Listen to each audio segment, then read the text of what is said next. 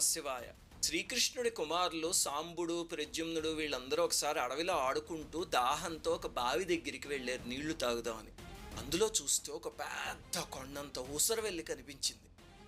వాళ్ళు ఆశ్చర్యపోయి, అయ్యో పాపం అది బయటికి రాలేకపోతోందని దానికి తాళ్ళు కట్టి పైకి లాగుదామని ఎంత ప్రయత్నించినా అది రాలే.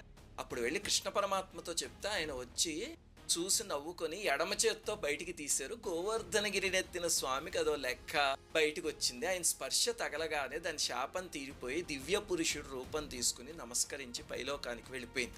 ఏమిటండి దాని కథ అంటే, ఇక్ష్వాకుడి తనయుడు నృగమహారాజు అని ఉండేవాడు. ఆయన దానం చేసినన్ని గోవుల్ని పురాణాల్లో ఇంక ఎవరూ చేస్తుండ్రు. అన్ని కోట్ల కోట్ల గోవుల్ని దానం చేశాడు.